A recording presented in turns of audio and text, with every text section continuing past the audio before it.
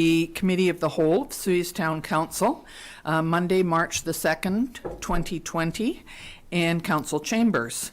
And I will look to see if there are any introduction of late items. Mrs. Hilson, thank you. Could I have a motion, please, that the Committee of the Whole agenda be approved as written? Councillor Rhodes, Councillor Bennett, all in favor. Thank you. And we have two delegations this morning, and the first one is from the Osoyoos Desert Society, and we have a presentation from Denise Eastlick, who I assume is the present executive director, but not for long.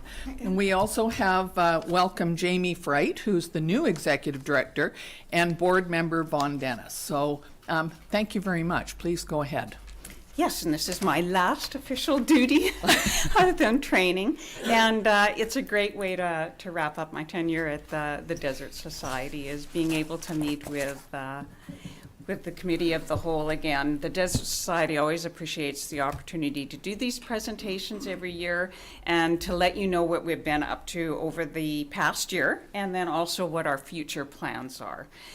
So today's presentation, as mentioned, I will be stepping down as the Executive Director of the Desert Society, and also two long-term employees who were part-time, Michelle Stanley and Valerie Blow, are also leaving the Society. They have been commuting from Kelowna and Penticton, respectively, for years and years and years, and it just after a while the commute gets fairly old, so they're stepping down as well, or leaving the Society. That did give the opportunity for the board of directors to do some restructuring, and so the Society, the board created two new positions, a managing director and a desert center manager. And Jamie Fried, who is here today, and I'll be doing a joint presentation with her, is the new managing director, and we're really delighted to have her on board. So looking forward to training her in the coming weeks, but really happy to have her on board. And so I'll be reviewing kind of the last year, or last 12 years actually, of progress the Society has made, and then Jamie will be talking about upcoming plans.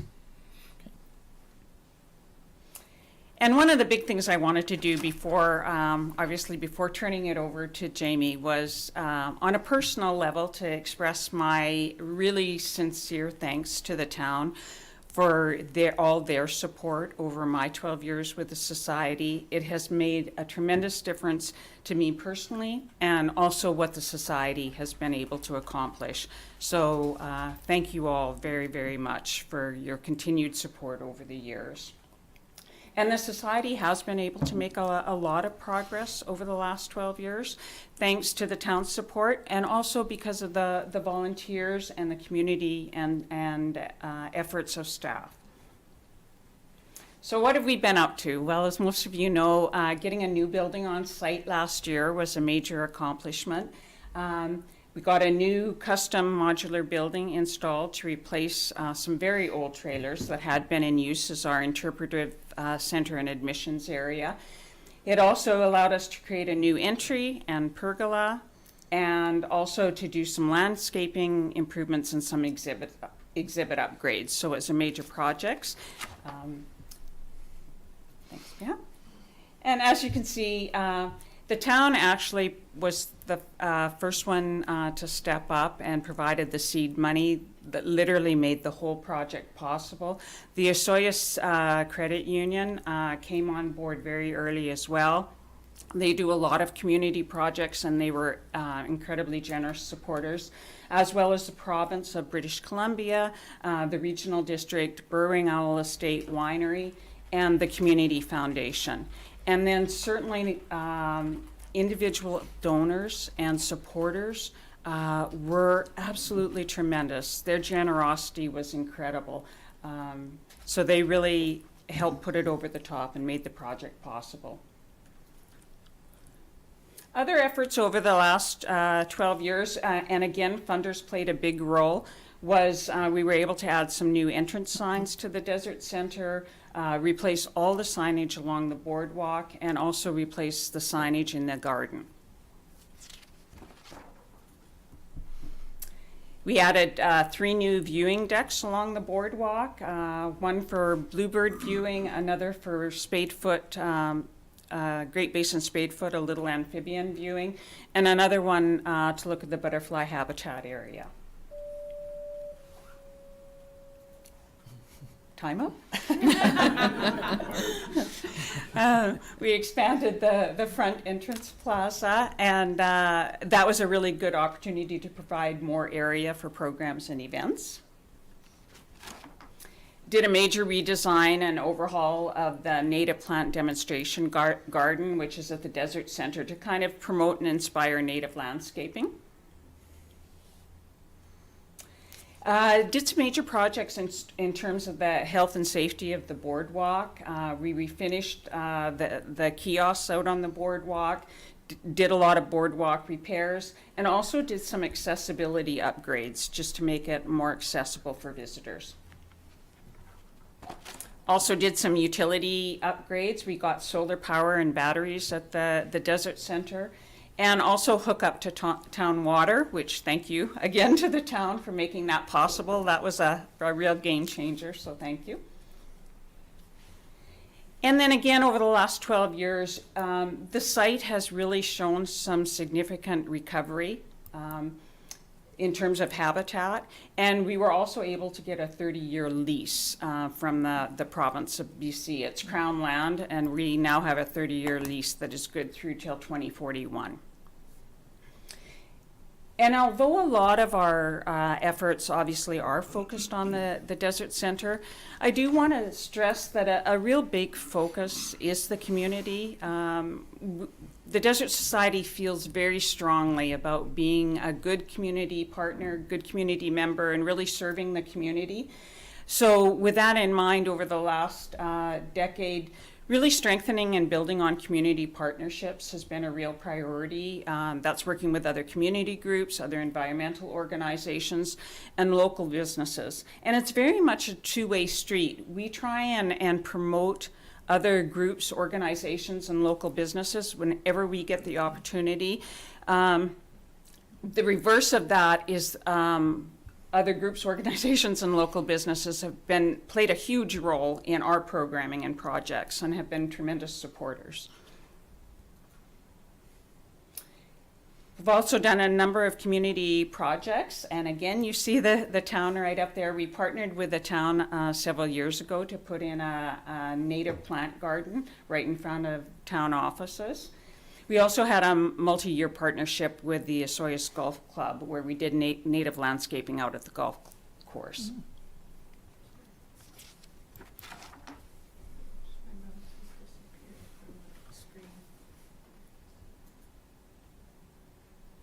Community events as well. This past Saturday, we did our first program in this year's winter lecture series. Our winter lecture series has been growing in popularity over the years. And it's something that we've been doing every winter, I think for 15 or more years. We'll also do workshops and outreach presentations in the community. We've got an outreach presentation coming up March 11th at the library. So we like to do those things whenever we get requests as well. Community education is a big one. Since 2009, we've been able to offer free school programs to local schools. And that's, again, thanks to funding support. Fortis BC has been a partner in that and provided funding so we could do those programs for free to local schools. And as always, the support of our funders has been significant. The Society has really managed to get stable financial footing over the last decade or so, and that is thanks to our funding partners. Ongoing partners, obviously, like the town of Osoyoos, the regional district and BC Gaming are also ongoing partners. And then multi-project partners. The Osoyoos Credit Union has partnered with us on a number of projects, so has Fortis BC, and so has the Community Foundation. So again, I just wanted to thank the town very, very much for their ongoing support. As that showed, this town has supported some really important projects.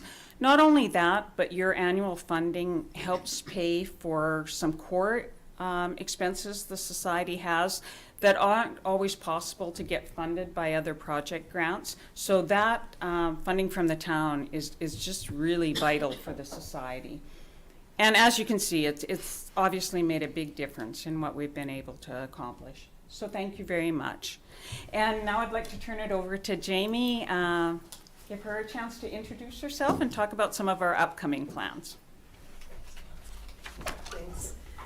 Thank you very much, Denise. And yeah, this is my first official day on the job, so I'm just so happy to be at the Desert Center. It's something that I've been familiar with as my role at the Meadowlark Nature Festival.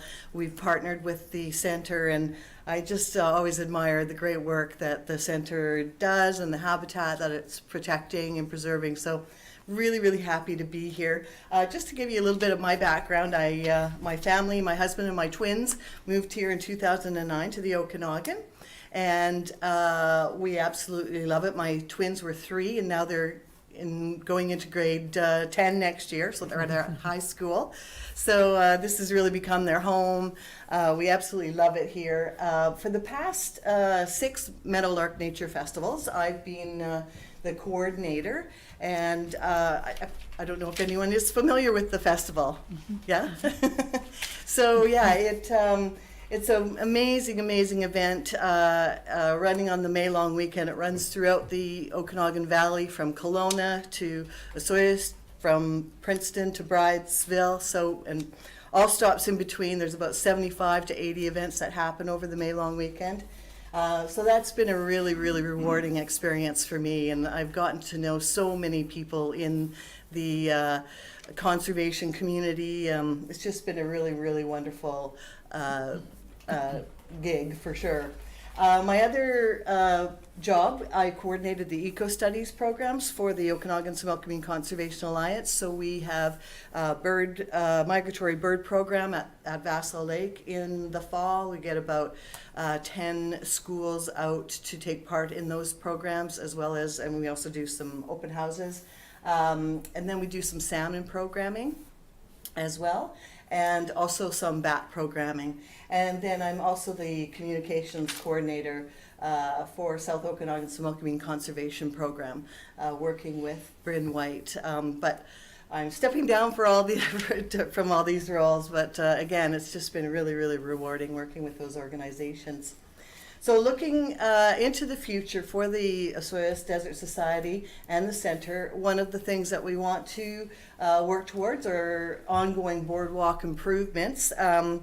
We want to tackle some of the larger sections of the boardwalk that have suffered sort of greater wear and tear. So that's something that we'll be doing in the next little while, in the next year or two.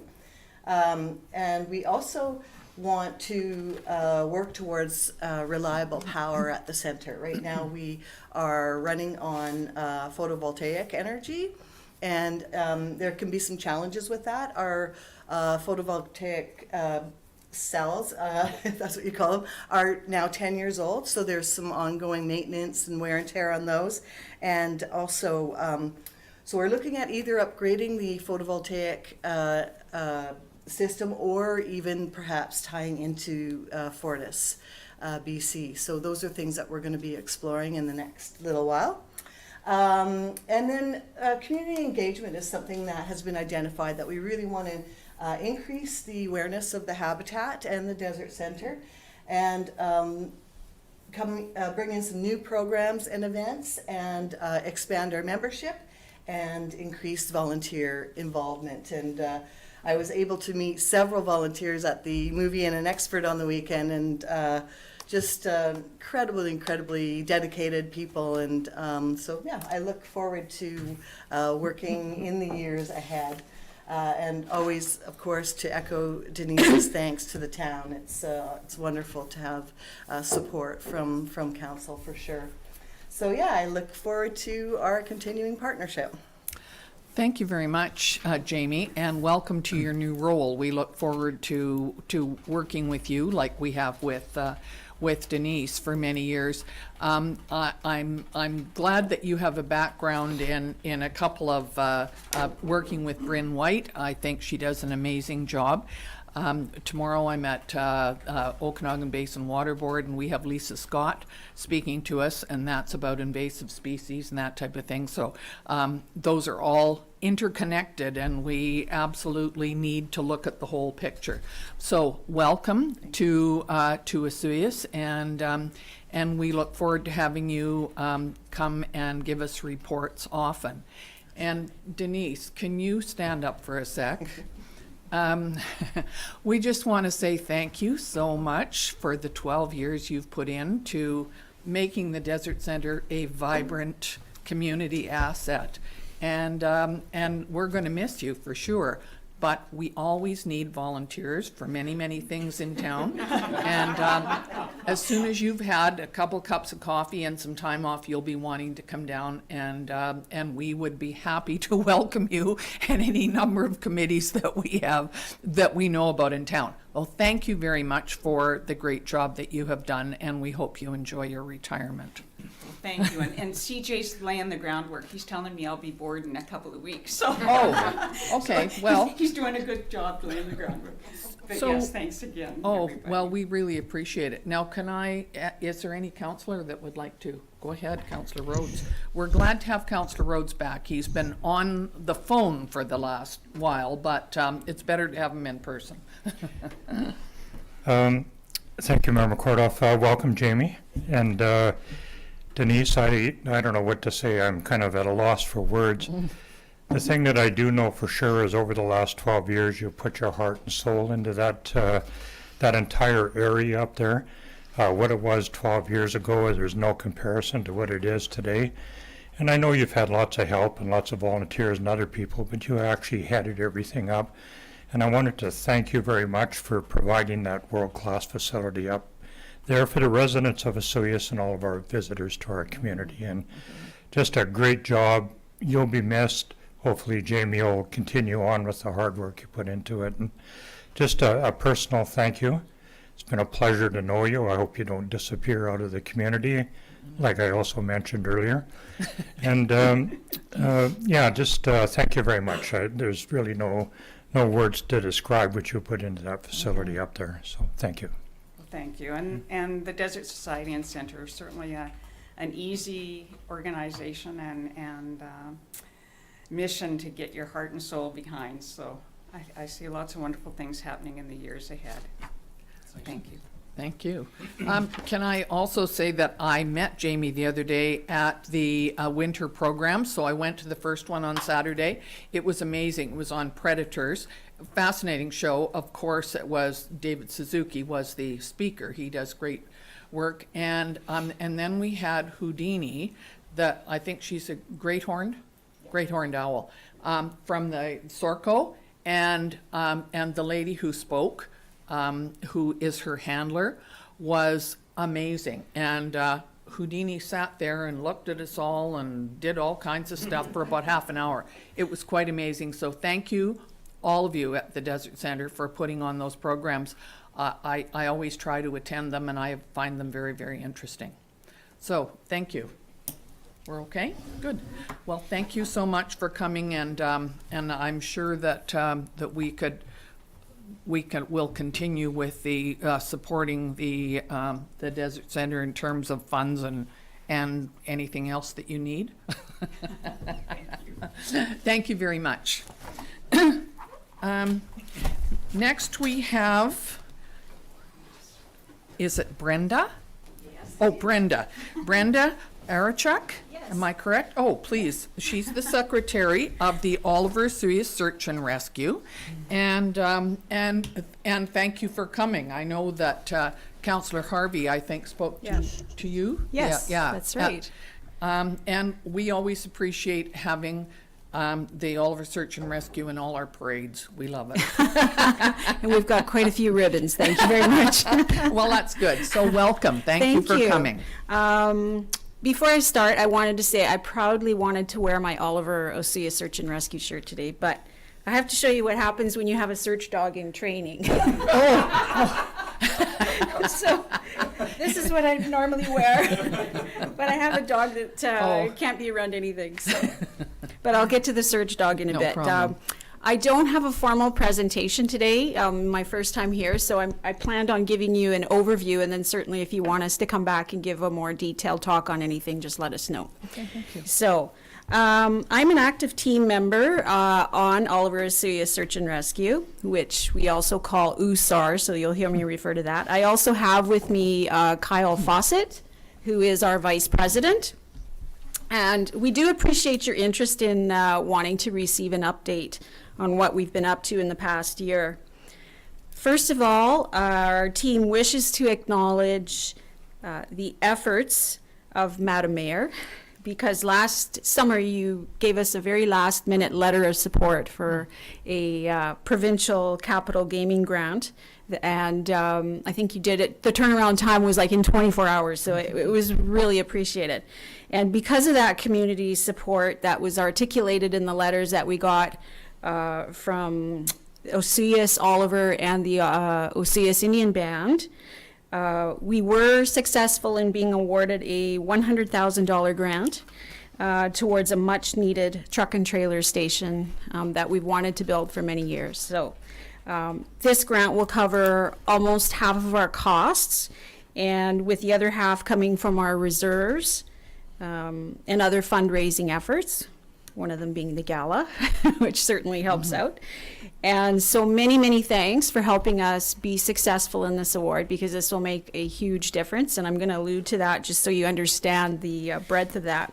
So before I explain more about the station that we will soon be building, I wanted to give you a brief recap of what we are all about, because I don't think everybody, when I talk to people, they don't fully understand what we do and how we do it. So USAR is run by 100% volunteer efforts, and we provide search and rescue services in response to emergency and disaster situations. Last year, our 25 members put in over 6,500 hours of their own time, and this is outside of their jobs and families. So you can definitely see we are passionate about what we do. We live for this, so we're happy to put in our volunteer hours. Our operational funding is applied for annually to the RDOS, as well as BC Search and Rescue Association, and BC Government Gaming Grants. And as well, any other grants that we can access or donations that come in, this is our annual funding basis, or operational. But of course, none of our funding is guaranteed though, so it's a year-to-year thing for us. Our service area is a large portion of the RDOS, focusing on the communities of Oliver and Osoyoos and some outlying areas. And when required, USAR provides ground, swift water, flat ice, avalanche, and rope rescues. We also do tracking services and first aid in community events or out in the field. And we also assist during civil emergencies. We have a search dog team in training, as you can see by my shirt, that will be certified by the RCMP this year. And so this will be the first search dog for Oliver Osoyoos Search and Rescue, as well as the Osoyoos and Oliver area. So we're very proud of that. And that search dog will certainly help us in looking for lost people. Our mutual aid is provided to Karamias, Penticton, and Princeton when they task us for assistance. So, for example, yesterday we were in Karamias to provide mutual aid. Tasking is done primarily by the RCMP, but we also provide assistance to BC Ambulance, BC Coroner Service, the local community fire departments, the local municipal governments, and Emergency Management BC. The location of our hall is in Oliver, and the reason for that, there used to be Oliver and there used to be Osoyoos, but over the years, Osoyoos membership decreased, so back in about 2000, the two merged, and so that's why we are Oliver Osoyoos Search and Rescue. So our hall is on airport land that's leased by the town of Oliver for the next 20 years at $1 per year. Osoyoos does have some members, one being myself from Osoyoos. And in our next membership intake, we are hoping to get more members from this area. Going back to the new truck and trailer station, what we will be building is more than just a glorified garage, because when you hear of a truck and trailer station, you think of a big garage. But this station will substantially increase our response time capability by up to 1 hour to Osoyoos and area residents. So if you think about that, when someone you know is lost on land, water, ice, or snow, every second counts when it comes to survival and best outcomes. So this garage or station really reflects being able to save lives more than anything else. So how does that create such an impact, you may ask, is because our trucks and trailers and equipment can be securely stored. They can be loaded and ready to go without us taking the time to do that, which can take that extra hour. Also, if you think about it, in the winter times, we're not clearing snow off of our vehicles or taking the ice off the windshields. We're letting them run for half an hour. In the winter, it does take time to do all of that, so it really delays us. And any time of year, what we're having to do is we have a lot of things in storage in our sea cans, so we're pulling out snowmobiles or quads, UTVs, that sort of thing, loading them on trailers. So we really want to have that just ready to go. The other aspect is security, is keeping our vehicles stored securely. Unfortunately, we have been the victims of vandalism and theft more than a few times. In fact, last week our compound was broken into. They cut into our fence and broke into our command trailer. And unfortunately, what happens is that command trailer is what we use as incident command when we go on site. The SAR managers do all of their search planning out of there, or if it was a major evacuation or something like that. So now we have to put funds into repairing the fence and repairing our command trailer. And unfortunately, that funding comes out of our truck and trailer station funding. So it's put us a little bit behind now. So really, we're looking at security, availability to just go when we're called, and on top of that, we will have an extended useful life of our vehicles because they're in a protected, heated, insulated building. So 2019 was a year of focus on bringing the dream of this station into reality because it means so much more than just a building. So we are going to be able to deploy significantly faster to help those that are lost or injured in the outdoors. Also children, seniors, and other vulnerable people who become lost or disoriented, and anyone affected by a natural disaster such as flood, forest fire, landslide, or avalanche. And avalanches are possible, even up on Baldy. So other community agencies also will benefit, such as BC Ambulance and the Osoyoos Fire Department, if there's ever assistance needed with a rope rescue or swift water rescue, flat ice rescue, or what we will also do is rescues and stretcher carries in remote areas to bring the subject to BC Ambulance so they can load them and take them to hospital or treat them. And of course, the town of Osoyoos and RDOS in civil emergencies such as evacuations for fires and floods will help with the alerts, the orders, and orderly evacuation of people. So needless to say, we are very excited for this station to break ground in the next couple of months. And we will be having some coordinated media events at some point with the province of BC. And we would love to involve our key community supporters to be a part of that. So we will definitely keep you posted on that. We'd love to have you there. And we have also submitted an application for the Osoyoos Community Grant, and we wish to thank you in advance for your consideration of that. And thank you for your interest in hearing what we've been up to, and I'll just open it up to any questions. Well, thank you very much. I've learned a great deal today, and I've lived here for a long time, but some of those things I did not know. How long has the Oliver Osoyoos Search and Rescue, you said it was combined in about 2000, but when did it start? Well, I remember my father being part of Search and Rescue back in the 70s, 80s, so Okay. it goes way back. I don't know, Kyle, if you have an exact. 1974 for the Oliver team. I don't wow. Yes. Thank you. Yeah, we became more organized as a society in 2005. Okay, Yep. great. Well, thank you very much. Anybody else have any questions? Yeah, go Yeah, go thank ahead, you, Madam Mayor. Councillor King. First, I want to thank you for giving you the presentation and give us an update on what you exactly do, because I'm sure there's a lot of people don't know what you do. Now, if I had an issue or a problem, can I phone you direct, or do I sort of have to go for the police or the fire and they contact you? Or can a Yes. person go direct to you? Yes, we are tasked by agencies like the RCMP and the fire Okay. department. Okay, Yeah. good. Good. Thank you. Anybody else have any question? Yeah, go ahead, Councillor You Harvey. mentioned, oh yeah, I'd like to extend thanks as well for the Yes. presentation and the awareness. It's really interesting to know the extent of services in addition to fire and police and ambulance that we have available. You mentioned some 6,500 volunteer hours in the last fiscal year, calendar Yes, year. yeah, last year, yep. So what kind of volume of call-outs and, rescues were performed? Right, I'm gonna let Kyle answer that. Put him on the spot. He's my numbers guy.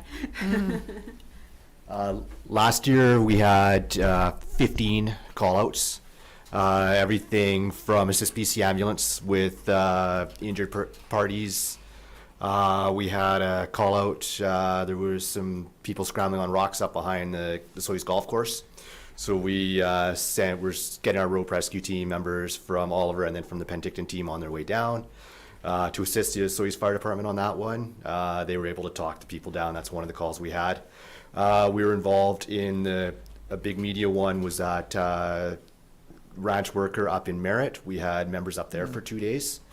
We've had locally, we had the fire evacs, Eagle Bluff Fire. So we spent, part of our team spent major hours the first night. Others of us were on holidays and reading about it on our phone. And we came back to spend the next night helping with it.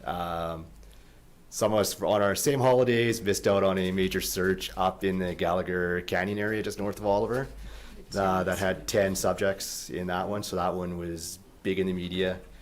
They love numbers, right? You get one person missing for 10 hours, they don't really care. You get 10 people missing for 3 hours, and they're going to be all over it for you. But yeah, so we were 15 call-outs for last year. Thanks. And that number, I believe, is down from the year before, so it definitely can be higher, yeah.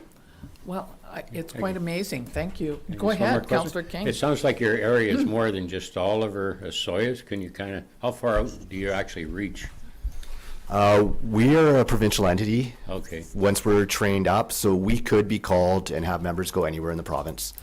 We've had our Swiftwater members go to the East Kootenays. We've had, before my time, I know that they had tracking members go up to Prince George and Smithers area. But we could be, if we have members available and it's a major task, we could send members anywhere in the province. So can I ask, you said that you do training. Now, is that done at the Justice Institute, or do you have training locally, or do you work with the fire department, or how does that work? Go ahead, sure. So we do our basic course, our GSAR course is they've changed the numbers, they've expanded a little bit. When I did it, it was 70 hours. It's up to about 100 hours now. That's taught in-house, but it's through the Justice Institute. When we get to our organized avalanche courses, our rope rescue courses, and our team leader and search manager courses, those are all through the Justice Institute. Swiftwater, we bring in a third-party company that does the training for us. But a lot of the tracking is also done by an outside third-party organization. So another question, are any of your members also fire department members, or are these two separate things? You have to be one or the other? No. No, you I'm can't. actually a member of the Anarchist Mountain Fire Department. Okay. So is my husband, and we have some people who are members of the Oliver Fire Department, so. Oh, good. Yeah.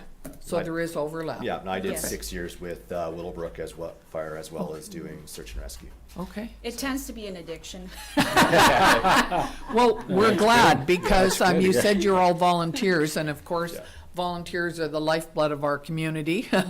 And so we really appreciate it.